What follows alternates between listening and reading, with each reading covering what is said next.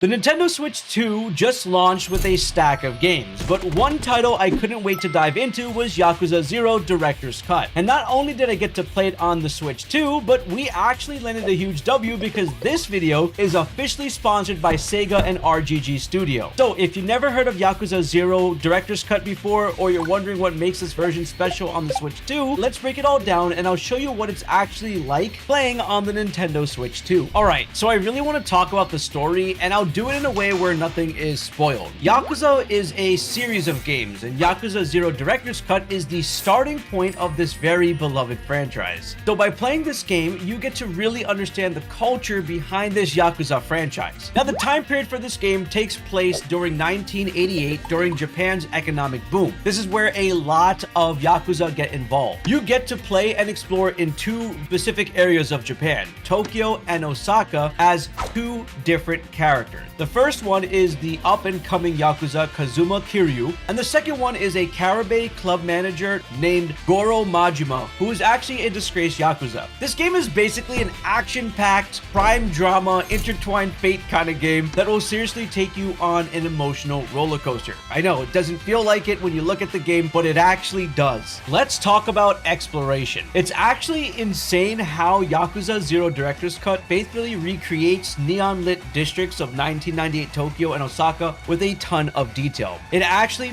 feels like you've been transported there, and I literally mean that because I myself went to Japan, so seeing this game and the locations they show is actually kind of crazy, which brings up a really good point of you can see how much love these developers put into the game. Now let's talk about what you can do. You're actually able to run around and explore the entire districts. Something interesting about the game is you'll bump into a ton of different groups of enemies while you're walking around, and right when you interact with them, it says their title of who you're gonna fight on the screen, and then you get into a fight with them. So I fought drunk people, men in black, goons, and other Yakuza, but one of the craziest enemy types I bumped into while I was adventuring was Mr. Shakedown. This one is kind of crazy. When you fight this enemy, you actually get money, but if they beat you up, they take all your money. So whenever I started seeing them, I would run because the difficulty on these guys is ridiculous. And even if I switch my game mode to easy, they actually destroy me, and so I don't want to lose my money and run away every time. But maybe you might be better at the game than me, so if you pick this up or if you're a Yakuza player, let me know. Now, since you are in the giant districts, there's also a ton of back alleyways, so walking in and exploring them, you'll find enemies literally like you would find them in like the typical movies or in the streets, just hanging out in the alleys waiting for you to fight. Now, beyond just the combat, they also have taxis to help you fast travel to different locations, and you do have to pay a fare. They got convenience stores where you can buy stuff, side missions when you aren't doing the main story, and side activities that actually blew my mind because they put so many side activities, it counts as their own game. Let me tell you about that. Now, this game has so much to do in it when you aren't trying to complete the main story, or if you're tired of just beating up a bunch of enemies. So something really cool is I was walking around when I stumbled across a Sega arcade. At first, I thought it was just something I could walk into and that's it, but I actually was able to play the arcade game. When you boot it up, you can also adjust how the arcade looks from being zoomed out all the way, and you can even add in the retro arcade kind of feel to it as well. This arcade was in Tokyo. I also found another Sega arcade in Osaka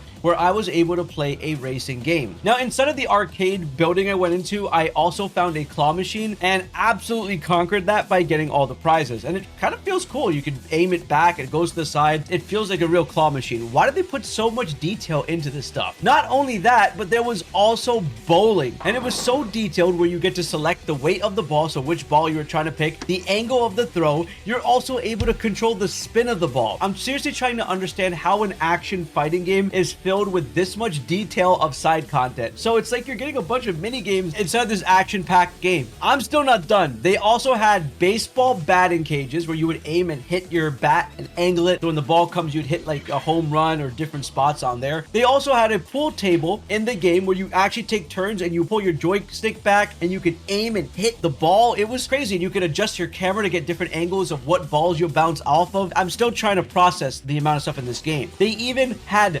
darts. What's even more insane is I don't even know how much more extra side content there is in this game because I wasn't able to explore it, but I'm sure there is a lot more in this game, and you're probably gonna have a ton of fun when you aren't focused on main content, and you could actually kill a lot of time playing the side stuff, just even as their own games. Let's talk about the combat. While it may look like a game where you just button mash to hit enemies, the combat is actually deeper than that. Both playable characters, Kiryu and Majima, have 3 unique fighting styles, and you can dynamically switch between them. For example, with Kiryu, with his brawler mode, it feels like nice hard hits followed up by like a really strong one. Also, grabbing your opponents and just punching them in the face feels really satisfying. I also tried out the rush fighting style, which was a more of a dodge and weave kind of fighting style, and then like faster punches that breaks enemies' defenses. And then I tried out the beast style, which is exactly what its name says. It's a beast style, and you just do these large, humongous, wide hits on enemies. You throw them around and whack them with objects. The game also has objects that are just laying around that you can pick up and use as makeshift weapons, so you can beat up enemies with them as well. And there are also finishing moves called heat actions, which get built up over time as you use your normal attacks, and then you land them, and they're just absolutely brutal. Honestly, learning combat is pretty easy in this game, but there is definitely a very high skill ceiling for players that really want to lock in and learn this combat system. Now we need to talk about Red Light Raid mode that they added into this game just for the Nintendo Switch 2, which is honestly what sets it apart from other third-party titles. This is a new online co-op multiplayer mode where you can play with 3 CPU allies, 3 other online allies, or you can team up with 3 friends who are also playing this game just to beat the heck out of waves of enemies in this mode. And yes, there are also bosses in this, and I actually had a really fun time playing it. Now I just gotta beat the little lackeys. Oh, easy. Easy boss fight. Easy boss fight. What do I got? What do I got? These raids are kind of fun. Oh, wait. It's still going. It's still going. I thought it was over. We did it. Come here. So that entire fight, I got 44 million, and like a top character costs like 100 million. So I guess just like 2 runs of even like the easiest mode gives you the good stuff. And it's a great way to unlock characters and just do this mode. Now this mode has 6 different challenge missions, 6 different locations, and for some reason they added in an insane roster of 60 playable characters that you can unlock. And if you're confused who any of these people are, all you have to do is just play the main story and you'll find out who they are. Also, while trying this mode out, I realized the missions give you money, and then you unlock characters with the money, and you can level up the characters with the money too. So it's just this infinite cycle of online raid mode that's a lot of fun. So what makes this so special on the Nintendo Switch 2? Well, we talked about the red light raid mode, but they also added over 25 minutes of added cutscenes, so you can really get a deeper understanding of the story. And like I said, this is the first one in the franchise, so getting a really good amount of extra lore really sets you up to understanding this entire series. They also added English voiceover for the first time, because I know there are a lot of people out there that don't like reading subtitles or also playing games in another language, so they have that in this game. Even if Kazuma-san tried to stop me, I would still go.